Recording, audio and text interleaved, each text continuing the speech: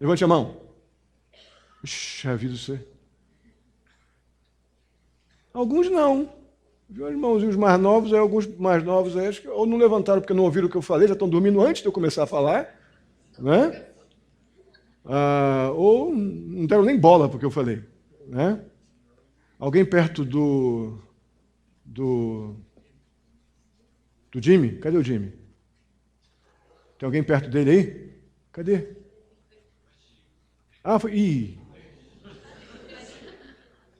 Eu hoje comissionei lá na classe alguém para ficar dando petelecos na orelha do Jimmy.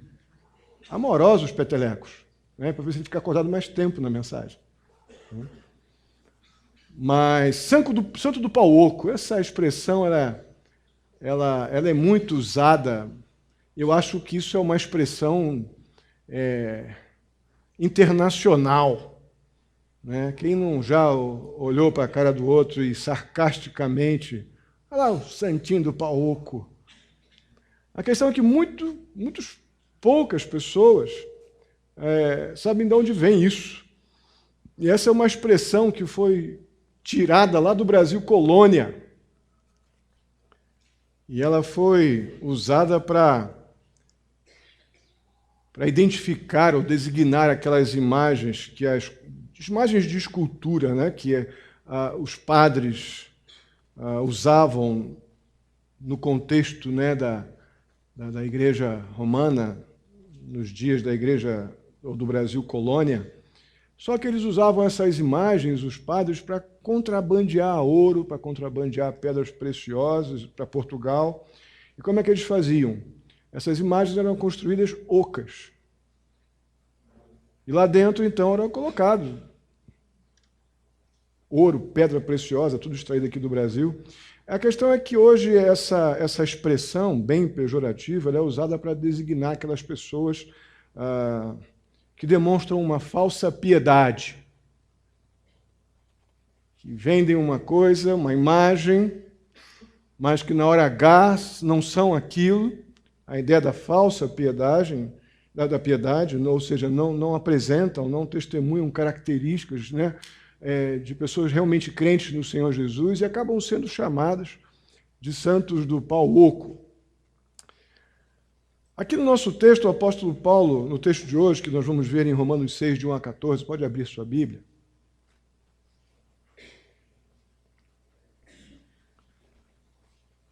O nosso querido apóstolo Paulo está dizendo aos crentes de Roma algumas coisas de extrema importância que vão determinar o tipo de vida que aqueles crentes estariam vivendo. O apóstolo Paulo está preocupado que eles não somente reconheçam Cristo como Senhor, identifiquem a justificação propiciada por Jesus Cristo na cruz por nós, mas quer também que eles tenham responsabilidade com uma vida que corresponda a esta obra maravilhosa de Cristo em favor deles. Ou seja, se a morte e a ressurreição de Jesus Cristo justificou aqueles crentes diante de Deus, anulou a condenação herdada de Adão, estamos falando, né, sobre isso nas passagens, nas mensagens anteriores. Se Cristo na cruz, sua ressurreição e morte, nos justificou, então, anulando a condenação que herdamos de Adão, santificação não é opção diante dessa verdade, de que fomos salvos pela graça e justificados da nossa culpa através da obra de Cristo Jesus em nosso favor. Buscar uma vida conformada à imagem de Cristo em função dessa graça maravilhosa que nos alcançou e nos transformou, nos deu uma nova vida. Viver uma vida santificada, ou seja, separada, para honrar a Deus, não é opção, é um compromisso, é um prazer, é uma responsabilidade. E é isso que nós vamos ver, é isso que o nosso querido apóstolo Paulo apresenta nos versos 1 a 14, que vamos ler agora. Acompanhe na sua Bíblia. Capítulo 6, versos do 1 a 14, diz assim: Que diremos então? Continuaremos pecando para que a graça aumente? De maneira nenhuma. Nós, os que morremos para o pecado, como podemos continuar vivendo nele? Ou vocês não sabem que todos nós que fomos batizados em Cristo Jesus, fomos batizados em sua morte? Portanto, fomos sepultados com ele na morte por meio do batismo, a fim de que, assim como Cristo foi ressuscitado dos mortos mediante a glória do Pai, também nós vivamos uma vida nova. Se dessa forma fomos unidos a ele na semelhança da sua morte, certamente o seremos também na semelhança da sua ressurreição, pois sabemos que o nosso velho homem foi crucificado com ele para que o corpo do pecado seja destruído e não mais sejamos escravos do pecado, pois quem morreu foi justificado do pecado. Ora, se morremos com Cristo, cremos que também com ele viveremos. Pois sabemos que, tendo sido ressuscitado dos mortos, Cristo não pode morrer outra vez. A morte não tem mais domínio sobre ele, porque morrendo ele, morreu para o pecado. Porque morrendo, ele morreu para o pecado uma vez por todas, mas vivendo, vive para Deus. Da mesma forma, considerem-se mortos para o pecado, mas vivos para Deus em Cristo Jesus. Portanto, não permitam que o pecado continue dominando seus corpos mortais, fazendo que vocês obedeçam aos seus desejos. Não ofereçam os membros do corpo de vocês ao pecado como instrumentos de injustiça. Antes ofereçam-se a Deus como quem voltou da morte para a vida, e ofereçais os membros do corpo de vocês a Ele como instrumentos de justiça, pois o pecado não os dominará, porque vocês não estão debaixo da lei, mas debaixo da graça. Amém? Eu queria que um dos irmãos ficasse de pé e orasse para que Deus nos instrua, nos capacite a compreender a sua palavra. Um dos irmãos fique de pé e ore, por favor. Senhor, nós estamos diante da tua palavra, Pai, porque o Senhor nos trouxe aqui para falar do nosso coração. Amém, Jesus. Capacite os teus servos, Pai, a transmitir aquilo que o Senhor deseja para nós. Amém. Nós te agradecemos por tudo. Faça também, Senhor, que nada nos atrapalhe. Sim.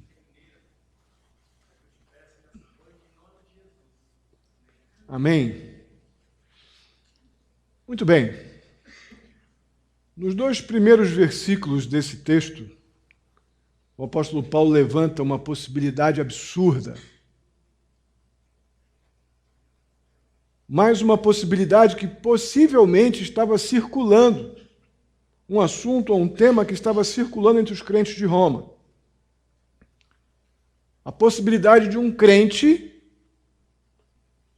viver pecando para que Deus então o abençoe mais. E essa temática ela surgiu, possivelmente, fariseus, com a sua capacidade de distorcer a lei ou a palavra do Senhor, mas, de qualquer forma, de uma má interpretação do que vimos no finalzinho do capítulo 5, semana passada, dos versos 20 e 21, que diz lá: a lei foi introduzida para que a transgressão fosse ressaltada, mas onde aumentou o pecado, transbordou a graça, a fim de que, assim como o pecado reinou na morte, também a graça reine pela justiça, para conceder vida eterna mediante Jesus Cristo, nosso Senhor. Provavelmente, toda aquela riqueza que nós vimos no capítulo 5 foi ensinada, foi apresentada. Eu creio que um bom grupo compreendeu e se alegrava nisso, mas aquelas pessoas, alguns de má fé, alguns por ignorância, e outros não convertidos ainda, tentando tirar proveito de oportunisticamente de um relacionamento com os cristãos daquele período, daquele momento, uma série de circunstâncias pode ter surgido ou terem surgido para que se distorcesse tanto esse texto. O fato é que Deus não deu, nós vimos semana passada isso, Deus não deu a lei para derrotar o pecado. Olha, obedeça a lei que está tudo resolvido. Deus não entregou a lei para que, de alguma forma, pudéssemos reduzir as implicações do pecado. Mas nós vimos semana passada, e aqui eu reafirmo, que Deus nos deu a lei para que fique muito evidente o nosso pecado. Fique muito evidente que pecamos e não temos como negar isso. Porque o padrão moral de Deus, a lei moral de Deus, ela é por nós desobedecida miseravelmente. E quando Deus mostra o seu padrão, coloca o homem numa situação muito difícil. Na verdade, a lei deixou um problemaço para a humanidade, no que diz respeito a não ter como escapar da realidade do pecado e da condenação. Todo homem está sem Cristo. Por outro lado, a visibilidade dada ao pecado pela lei potencializou grandemente a graça de Deus, tornando a graça, então, disponível à humanidade condenada em Adão. E é isso que está sendo dito, é isso que o apóstolo Paulo está falando. Onde abundou o pecado, revelado através da lei que aponta para o nosso pecado, nós encontramos a graça de Deus, que a obra de Cristo ela é muito maior do que a obra de Adão. Lembram disso?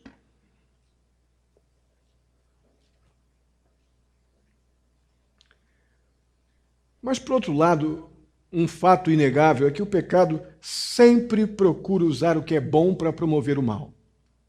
Sempre, em qualquer tempo, em qualquer era. A circunstância pecaminosa, o ato pecaminoso, o pecador que promove ou que faz o pecado circular através de suas ações, desejos e vontades, tende a maquinar, a manipular as circunstâncias para que pecaminosamente a gente transforme o que é bom em um meio de praticar o mal. E a pergunta que o apóstolo Paulo fala aqui, faz no verso 1, ela ilustra exatamente isso. E a resposta que Paulo dá deixa muito claro que tem gente na igreja, em Roma, promovendo isso, promovendo essa ideia. E o fato é que isso também acontece em nossos dias. Não é um problema da igreja em Roma, não. É um problema do pecador. Também temos facilidade em encontrar situações semelhantes a essas em nossos dias. Não é incomum vermos pessoas crentes usando a graça recebida, o favor de Deus, as bênçãos espirituais, para promover pecado. Ô pastor, mas como é que pode isso? Pode sim. Quando a gente se apropria de mentiras sociais,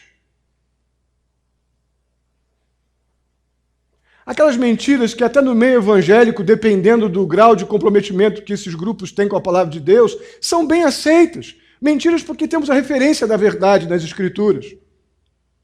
Mas são mentiras sociais. E nós nos apropriamos delas, tiramos benefícios delas, cultivamos essas mentiras sociais. Nós estamos fazendo exatamente o que Paulo está rejeitando aqui.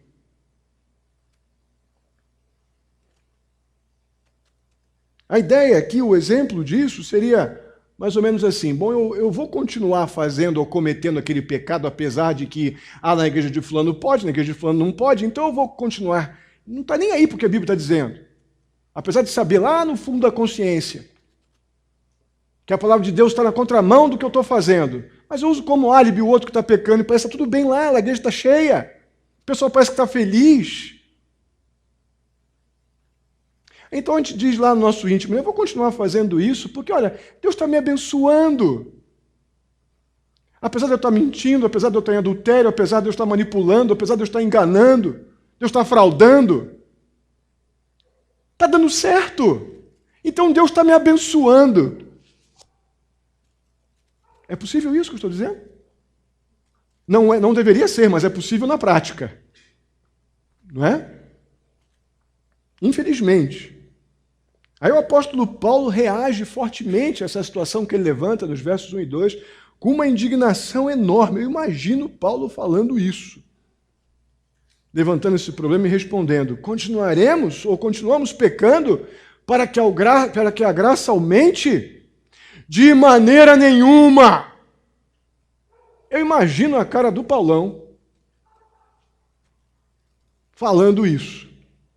Sua indignação, seu horror, sua decepção, depois de estar anunciando de forma tão completa a salvação, a obra de Cristo, a justificação, a beleza da obra de Cristo, superior à obra de Adão.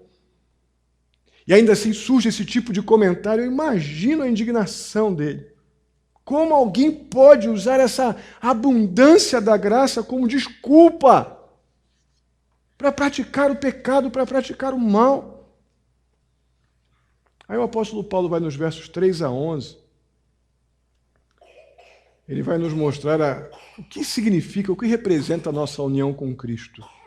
Ele vai dizer que a nossa união com Cristo ela requer um rompimento com o pecado. A nossa união com Cristo, nessa apresentação de Paulo, ele vai usar a figura do batismo como base para os argumentos que ele vai desenvolver no decorrer do texto. Eu queria que a gente relesse e queria que fizéssemos isso entre os irmãos. Por favor, fique de pé, leia 2 versículos 3 e 4, outro lê os 5 e 6, e vamos até o verso 11, só para a gente relembrar. Alguém, por favor, fique de pé, leia o 3, 4, outro já leia o 5, 6, vamos até o verso 11. Faz favor. Ou vocês não sabem que todos nós, que fomos batizados em Cristo Jesus, fomos batizados em sua morte?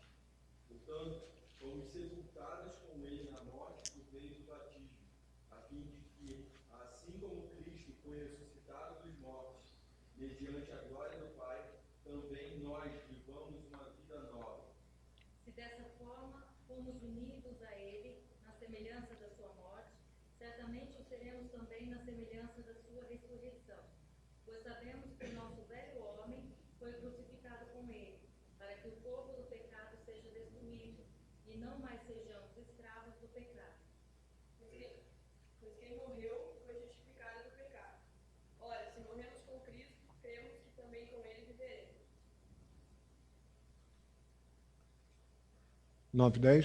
Nós sabemos que, tendo sido ressuscitados dos mortos, isso não pode morrer outra vez. A morte não tem mais domínio sobre ele. Porque morrendo, ele morreu para o pecado e morreu de flores. Mas vivendo, vive para Deus. Alguém lê o verso 11, por favor?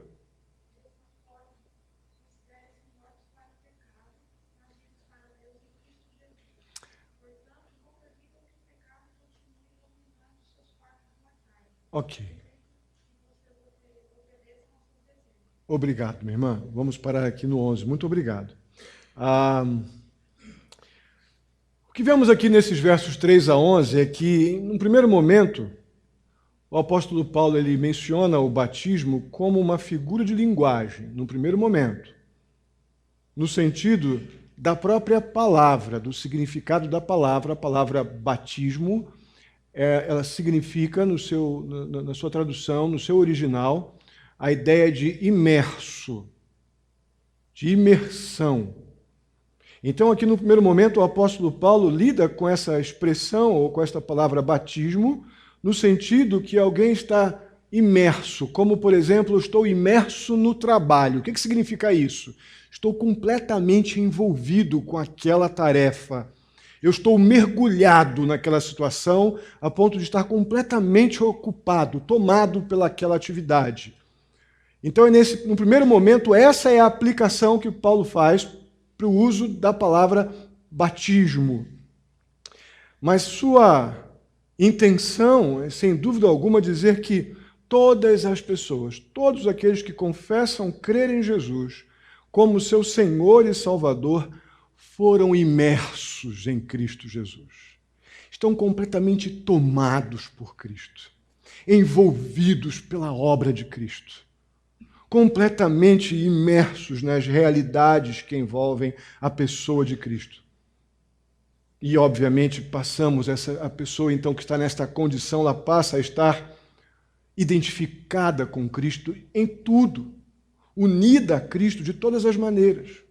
E daí, então, passamos para uma aplicação mais direta do uso da palavra batismo, no contexto evangélico, que é o batismo com ou em água, ou nas águas, como você quiser definir.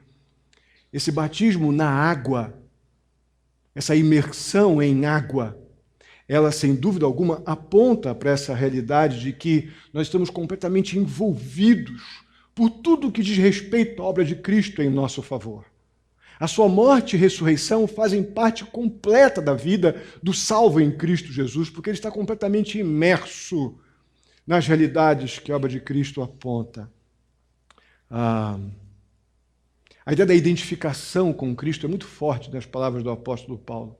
Essa profunda identificação, tanto com a morte quanto como a ressurreição. E o apóstolo Paulo continua afirmando que se nós formos unidos com Cristo, ou seja, se entregamos nossa vida a Jesus, se houve conversão em nossa vida, nós estamos completamente tomados por todos os efeitos que a morte e a ressurreição de Cristo apontam, né? E isso nos leva, a morte e a ressurreição de Cristo aponta para a nossa morte para o pecado e a nossa nova vida em Cristo Jesus. Há uma plenitude muito grande no nosso envolvimento, uma vez imersos na obra de Cristo. O batismo na água ou em água tem essa propriedade de trazer esta compreensão de que estamos completamente envolvidos, identificados, tomados pela obra de Cristo em nosso favor, e nós reagimos a isso como uma nova criatura.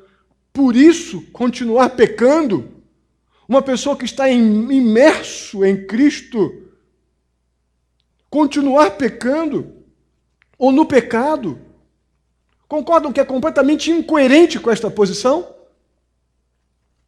Se nós estamos plenamente envolvidos com a obra de Cristo, que envolve a morte e a ressurreição de Cristo, isso nos identifica com a morte que tivemos para a velha criatura e a nossa nova vida em Cristo Jesus, se estamos envolvidos nisso através dessa simbologia que esta palavra propõe, nos dando uma prática dessa palavra muito efetiva, que é dessa identificação completa com Cristo, é completamente incompatível. Se isso já aconteceu na tua vida, é incompatível com continuarmos praticando o pecado sem o menor pudor.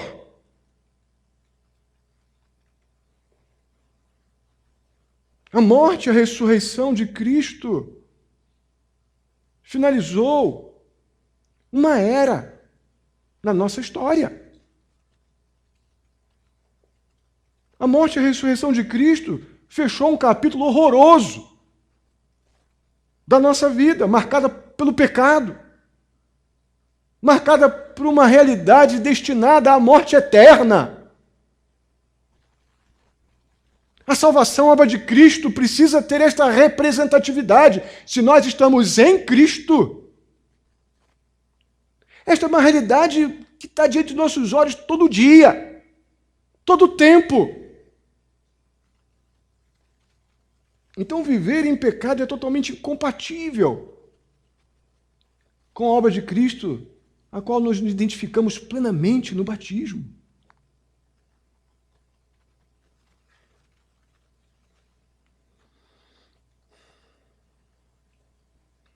Eu creio que até aqui os crentes lá de Roma, no primeiro século, nos dias do apóstolo Paulo, talvez nós também, muitos aqui, ou alguns, não compreendessem, não tinham compreendido ainda plenamente tudo o que tinha acontecido com eles após sua conversão. A conversão não é apenas uma mudança de direção, mas é uma mudança de direção fruto de estarmos completamente imersos na obra de Cristo que nos identifica com a sua morte e ressurreição, que aponta diretamente para a nossa morte da velha criatura e a nossa nova vida em Jesus Cristo. Eu creio que eles não entendiam isso completamente. Eu creio que muitos até então talvez não tivessem tido essa compreensão completa agora, e estão tendo agora. O problema é que agora a gente sabe. Como os crentes lá de Roma, agora eles também já sabiam. Como nós sabemos plenamente. Aí Paulo começa a requerer daqueles crentes uma atitude que corresponda a esse conhecimento, dessa verdade espiritual tão gloriosa, que tem que ter marcado a nossa história, se isso aconteceu, Sem dúvida alguma, esse capítulo horroroso da nossa vida, da prática pecaminosa, sem uma menor compreensão de quem estávamos ofendendo e a morte espiritual que nos tomava, tendo compreendido isso plenamente, Paulo requer dos crentes uma atitude que corresponda a esta compreensão. E aí surgem implicações práticas da nossa união com Cristo. Versos 12 a 14 diz assim, acompanhe na sua Bíblia. Portanto, não permitam que o pecado continue dominando os seus corpos mortais, fazendo que vocês obedeçam aos seus desejos. Nem ofereçam os membros do corpo de vocês ao pecado como instrumentos de injustiça. Antes ofereçam a Deus, como quem voltou da morte para a vida, e ofereçam os membros do corpo de vocês a Ele como instrumentos de justiça. Irmãos, se morremos e renascemos com Cristo, não devemos mais permitir que atitudes pecaminosas do que tínhamos antes de Cristo dominem ou nos escravize. Usando a linguagem do apóstolo Paulo, que o pecado reine em nossos corpos mortais. É interessante o tempo verbal que a palavra de Deus usa, que o apóstolo Paulo usa. A responsabilidade recai sobre nós. Nós somos capacitados por Deus a uma vida separada para Ele. Somos capacitados pelo Seu Espírito para a santificação. Mas as decisões que nós temos que tomar em nossa vida para que possamos andar em conformidade com aquilo que cremos, essas decisões são nossas. A responsabilidade é nossa, a capacitação é do Senhor. Mas a responsabilidade é minha e tua. Então o apóstolo Paulo diz, não devemos mais permitir decisões pessoais. Que o pecado do qual eu fui liberto pela obra de Cristo, pela morte e ressurreição de Cristo, que eu tive uma plena identificação quando fui batizado em Cristo Jesus. Isso não pode mais dominar a minha vida. É o que Paulo quer dizer com nossos corpos mortais. É por isso que eu estou afirmando aqui no título da nossa mensagem, que santificação não é uma coisa opcional para o crente no Senhor Jesus. Não é uma coisa oportunista, casual, interesseira, manipuladora. Porque essas são características dos fariseus ímpios, não nossas. Ou nossa. No primeiro momento, talvez uma afirmação como essa possa parecer algum tipo de imposição. Mas não é bem assim, não. Muitas pessoas na igreja, crentes, porque a santificação é para o crente, não é para o ímpio. É para o salvo em Jesus Cristo, que tem a compreensão do que aconteceu com ele. De onde foi tirado da morte e levado à condição de vivo em Cristo Jesus.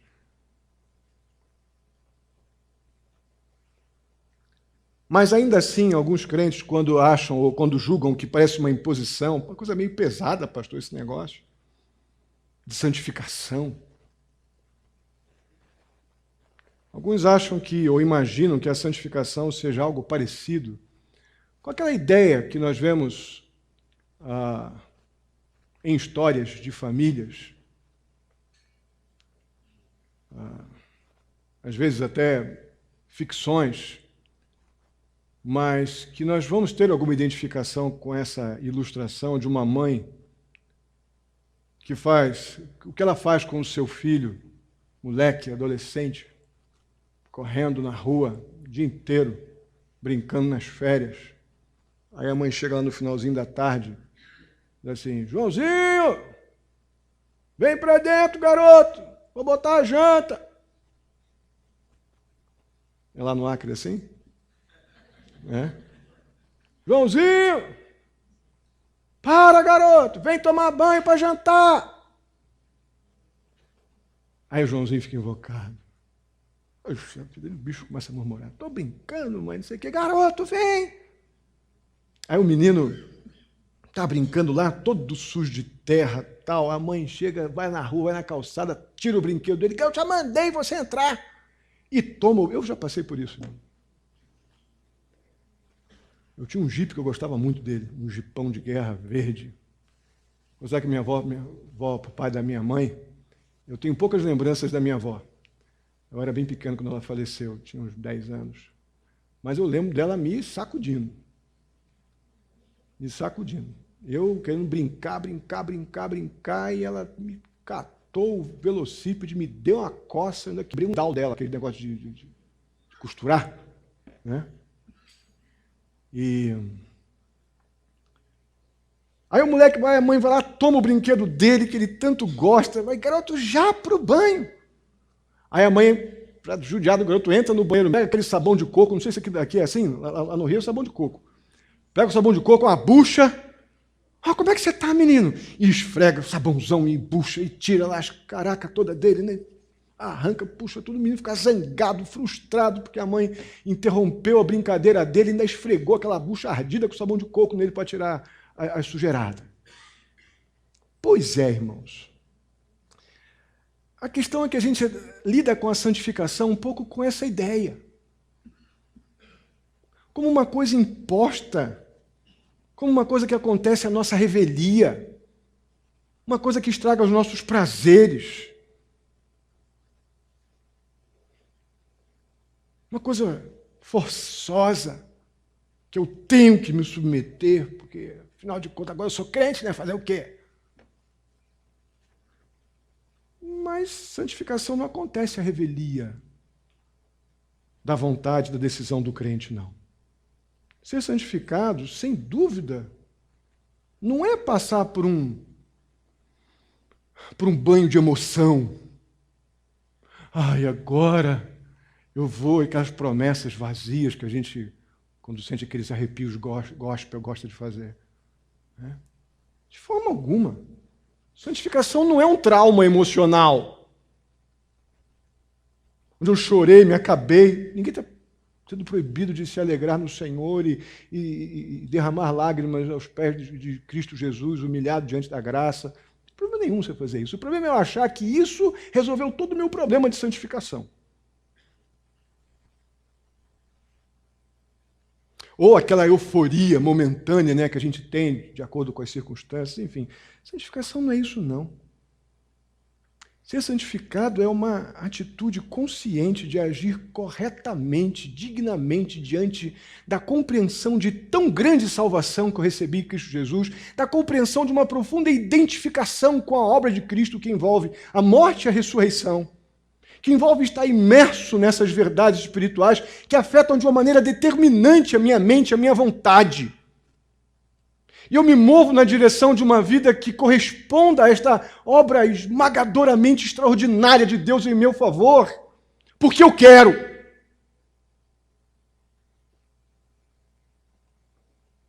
Algo consciente, algo constante, resultado de ter sido salvo unicamente pela graça em Cristo Jesus. Santificação é isso. Não é um momento isolado, é uma vida em Cristo.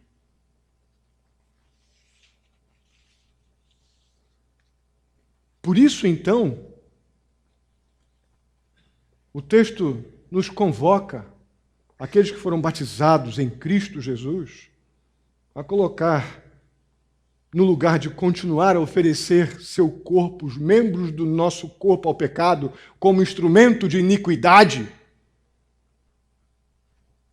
em vez de deixar o nosso corpo servir aos prazeres da carne, às paixões enganosas. E quando eu vejo essa ligação como de instrumentos de iniquidade, eu vejo a manipulação de nós tentarmos botar Deus em nossa pecaminosidade, justificando alguma prática pecaminosa porque a igreja tal faz, a igreja fulano de tal faz, olha lá como está cheio, que bacana, que legal, e eu ignoro o que a palavra de Deus diz, é colocar o nosso corpo, entregar o nosso corpo à iniquidade. É usar essa mentira social, evangelicalizada, para justificar a nossa paixão enganosa e pecaminosa. No lugar disso, somos convocados a oferecer nossos corpos a Deus. Que uma vez identificados com Cristo, nós somos como aqueles que foram ressuscitados dos mortos. Você se sente um ressuscitado dos mortos? Porque é isso que nós estávamos antes de Cristo, mortos.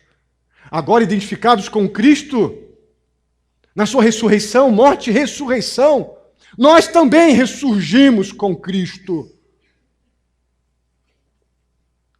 Então somos convocados a oferecer a Deus a nossa vida, nossas atitudes, nossa vontade, o nosso ânimo, como aqueles que foram ressuscitados dos mortos. É isso, irmãos, que nós temos entendido da nossa salvação.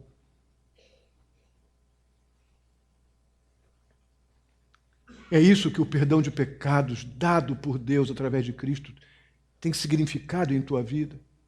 Ou estamos entre aqueles que usam a bênção de Deus, da vida, de estarmos ouvindo a palavra do Senhor, do ambiente fraterno da fé em Cristo Jesus, apenas para promover o mal, a carnalidade, para dizer para os outros, sou crente, porque dá um certo status, lá da Igreja Batista, de onde você quiser ser, mas a minha prática é ser completamente um oferecimento da minha vida à iniquidade. Você ressuscitou, amado, com Cristo Jesus da morte? Você precisa responder esta pergunta. Caso contrário, você vai achar tudo muito legal essa noite, mas pouco tem a ver isso com a tua vida. Santificação passa apenas a ser um conceito teológico interessante que você aprendeu, mas não vai fazer tanta diferença. Principalmente à luz do verso 14. O verso 14 nos diz que nós não estamos debaixo da lei. Aqueles que oferecem seus corpos a Deus como aqueles que foram ressuscitados dos mortos, o apóstolo Paulo diz no verso 14 que nós não estamos mais debaixo da lei, mas nós estamos debaixo da graça. O apóstolo Paulo, em momento nenhum, está dizendo que a lei moral de Deus foi abolida, que a lei de Deus foi anulada. Mesmo o apóstolo Paulo, no capítulo 7, verso 12, em 1 Timóteo, capítulo 1, verso 8, ele diz que a lei de Deus é santa, justa e boa, perfeita como Deus é santo, justo e bom. Mas o papel da lei, como nós já falamos, é realçar o pecado do homem, tendo como referência absoluta o padrão moral de Deus. Depois dá uma olhadinha, vamos ver mais à frente nas mensagens por vir, mas capítulo 7, versos 7 a 11, fala isso bem claramente. Então, o que nos é dito aqui no verso 14 é que o crente em Cristo Jesus, aquele que compreende as realidades que envolvem a sua salvação, não está debaixo da lei como uma condição para ser aceito por Deus. A lei não nos foi dada como uma condição para sermos salvos.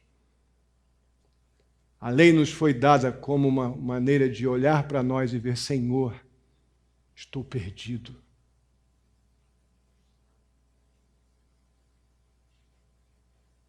Então o apóstolo Paulo completa esse pensamento dizendo que o crente no Senhor Jesus, ele está debaixo da graça. E essa graça, esse favor que nós não merecemos, que é o perdão de pecados, a nova vida em Cristo Jesus, é isso que nos identifica com Cristo. Por quê? Porque Cristo cumpriu a lei que nós não poderíamos cumprir. Cristo cumpriu plenamente a lei de Deus, o padrão moral de Deus foi plenamente cumprido quando Cristo foi à cruz e morreu pelo nosso pecado, pela nossa culpa. Então a lei não foi abolida, a lei foi cumprida, porque eu e você fomos perdoados pela graça de Deus. Amém? Isso tem que nos chocar, santamente chocar, e nos fazer pensar se realmente nós estamos oferecendo nossos corpos, nossa vida à iniquidade, ou estamos oferecendo a nossa vida, os nossos corpos, a Deus como aqueles que foram ressuscitados dos mortos. Você precisa responder essa pergunta.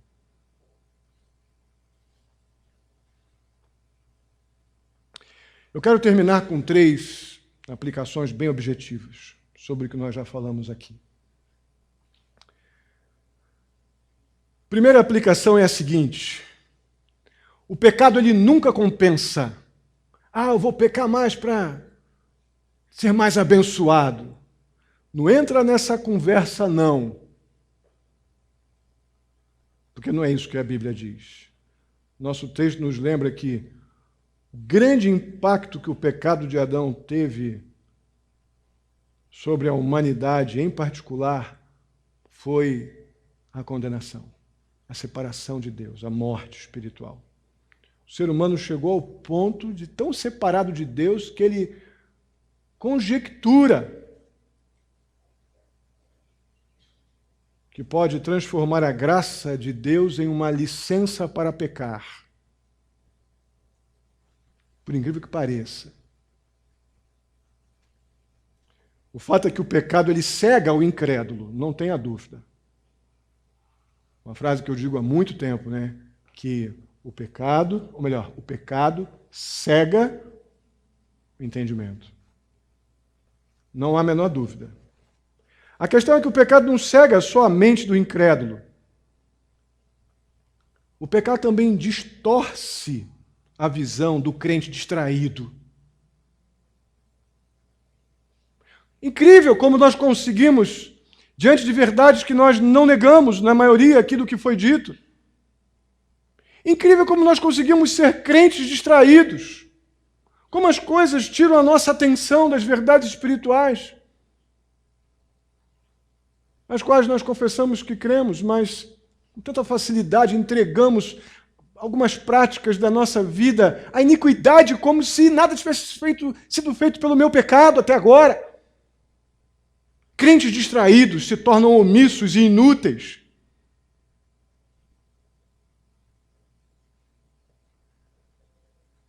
Então o pecado nunca compensa. Uma outra realidade, melhor, e ainda completo, né, que o pecado não aumenta a graça, muito pelo contrário. O pecado, ele aumenta o abismo entre nós e Deus.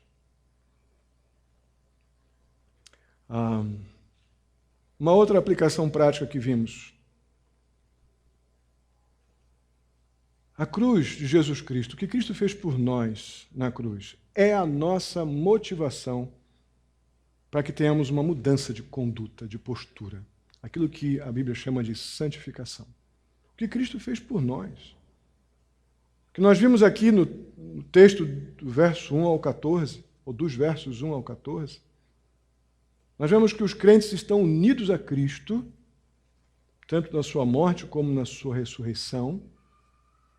Isso fica absolutamente claro no Evangelho, porque o Evangelho de Cristo Jesus, ele requer de nós uma conduta diferente, uma postura diferente. Se formos salvos, batizados, estamos imersos na obra de Cristo por nós e plenamente identificados com Cristo, este Evangelho que Paulo anunciou, que aponta para esta realidade espiritual, requer de nós uma postura, uma conduta diferente, conformada aos padrões de Deus e não os do mundo.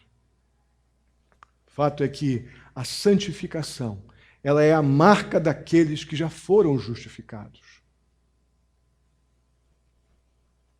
É um sinal visível daqueles que já foram justificados pela graça de Deus em Cristo Jesus. Irmãos, Deus não salvou o injusto, o não merecedor da salvação, como eu e você, para que a gente continue simplesmente em condutas pecaminosas, como se isso não ofendesse a Deus. Mas Deus, sem dúvida alguma, nos salvou para que a justiça dele, de Deus, que foi manifesta em Cristo Jesus, morrendo por pecadores que não mereciam a salvação, mas a graça de Deus nos alcançou, nos mostrou o nosso pecado, nos levou ao arrependimento e nós partimos para uma vida que revela essa justiça de Deus, este amor de Deus, esse inexplicável padrão de Deus. de agir em favor do pecador, isso precisa ser visto em nós, que já fomos alcançados por graça tão maravilhosa. E, finalmente, a conversão ela é uma mudança radical. Ah, não, pastor, eu sou convertido, mas é 1/4. Eu estou assim. Aí amanhã eu estou assim, e depois me envolvo com umas coisinhas aqui e ali, eu volto um pouquinho para cá. Daqui a uns 20 anos, pastor, eu faço a volta inteira. Aí eu completo a conversão.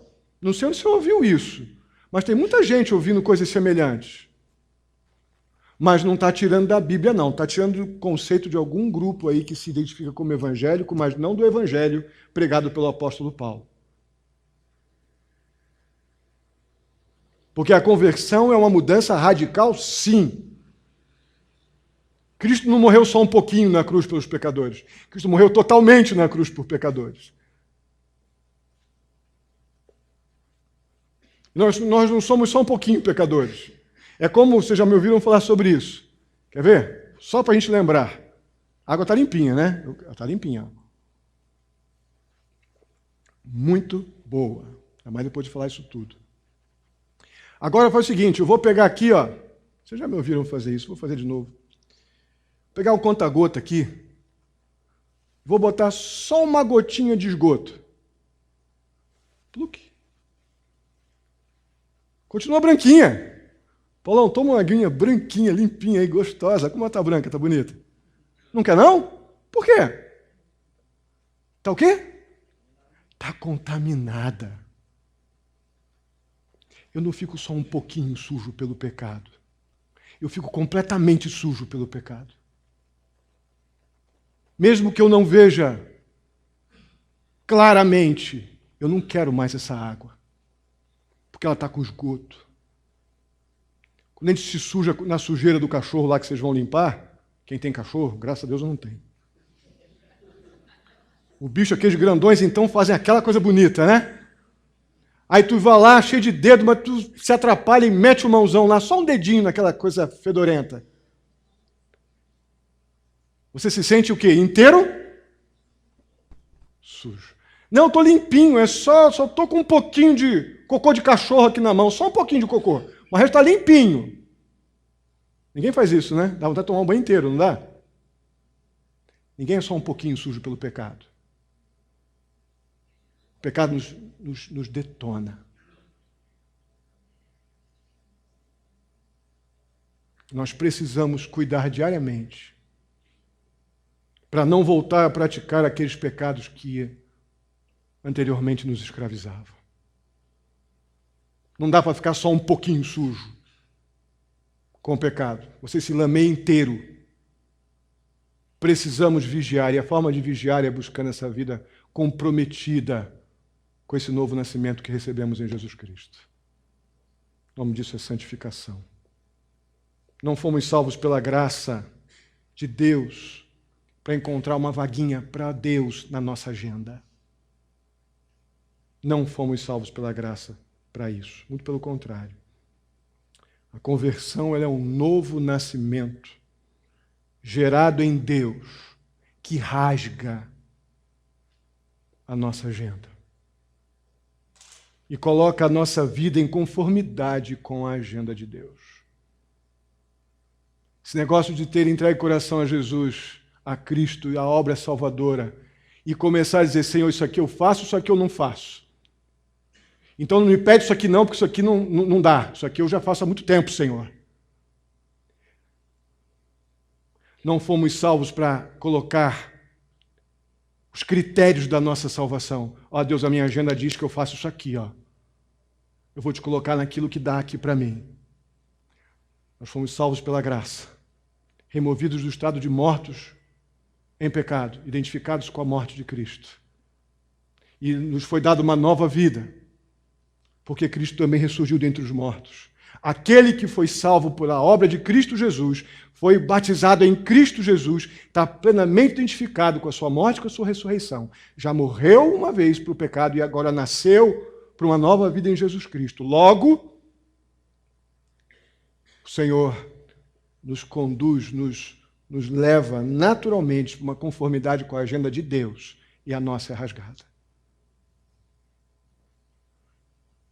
É esse o evangelho que o apóstolo Paulo pregou. E é por isso que nós precisamos compreender que santificação não é uma imposição. E também não é uma opção. Santificação é o resultado natural de uma vida conformada com a agenda de Deus. É um prazer natural daquele que foi salvo em Cristo Jesus. Amém? Vamos ficar de pé e vamos orar.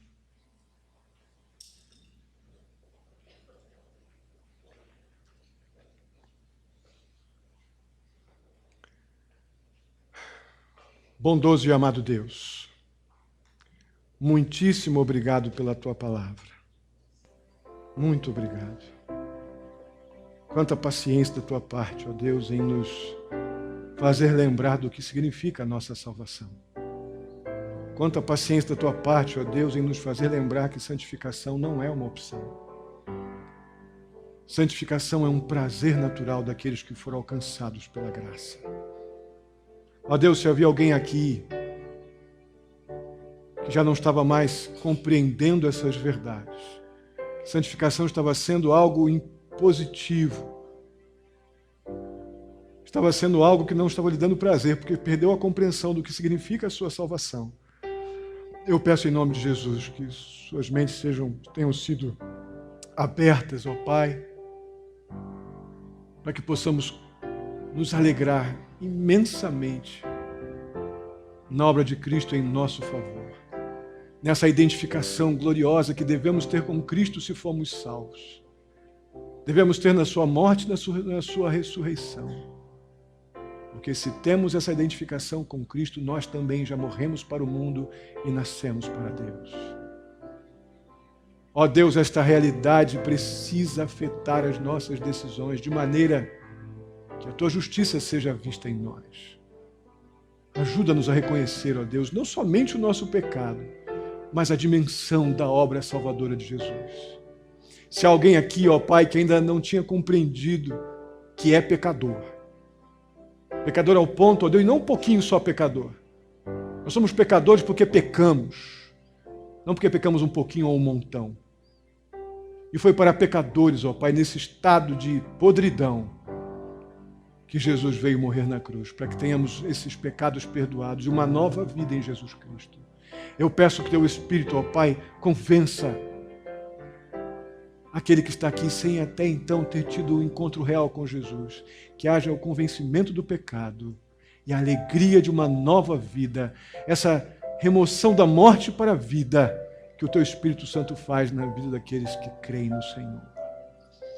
Que haja salvação nesta noite, eu peço ao Senhor.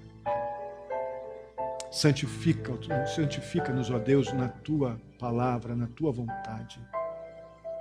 Que possamos nos alegrar a cada dia com esta identificação com Cristo Jesus. Que a alegria do Senhor seja constantemente a nossa força. Eu te peço, ó Pai, pela vida de cada querido aqui. Peço em nome de Jesus que o Senhor nos leve em segurança para casa. Peço que o Senhor conduza a nossa semana, ó Pai, debaixo da Tua proteção, direção, da Tua provisão, da Tua misericórdia, da Tua graça. O Senhor conhece os tantos desafios, ó Deus, que já começam, talvez hoje ainda chegando em casa, amanhã logo cedo. Dá-nos, ó Pai, total confiança e dependência no Senhor. Dá-nos coragem, ó Pai, para tomar as atitudes que nos desafiam. Dá-nos sabedoria, ó Pai, para agirmos corretamente em nossas diversas, ó Pai, situações que passamos. Ajuda-nos a Te honrar em tudo que fazemos. Sê com os enfermos, ó Pai, em nome de Jesus. Socorre, ó Pai, Heitor lá nessa recuperação agora dessa virose, ajudando também Jean, Patrícia a terem sabedoria, a lidar com o processo. Ó Deus, pedimos pelo Pedro, também na sua enfermidade, recuperação do Davi, Ritinha, ó Deus. Ó Pai querido, tem misericórdia dos nossos enfermos, restaura-os, ó Pai, eu te peço. Ó Deus, os desafios de trabalho eu peço em nome de Jesus. Seja aqueles que empregam, sejam aqueles que são empregados. Ó Deus, dá sabedoria, dá discernimento, os desafios são tão grandes, ó Pai. Que a gente tenha os recursos, que tenha sabedoria para parar, para andar, enfim, ó Pai. Ensina-nos a lidar com tudo isso. Ser com os governantes do nosso país, ó Pai, que haja honestidade, que haja sensibilidade, ó Pai, de irem na direção do povo. Ó Deus querido, em nome de Jesus, pedimos ao Senhor a Tua provisão para todas essas coisas. Pedimos a fé que vem do Senhor para confiar nos Teus cuidados de forma completamente dependente. Assim eu te peço, ó Pai, muito agradecido por cada um aqui. No nome santo de Jesus. Que a graça do nosso Senhor e Salvador Jesus Cristo, o amor de Deus, nosso amado Pai, a comunhão e a consolação do Espírito Santo esteja sobre a vida de cada um de vós, queridos irmãos, hoje e até a vinda do nosso Senhor Jesus Cristo. Amém e amém. Deus os abençoe. Podem sentar-se. Tenha seu tempo de oração.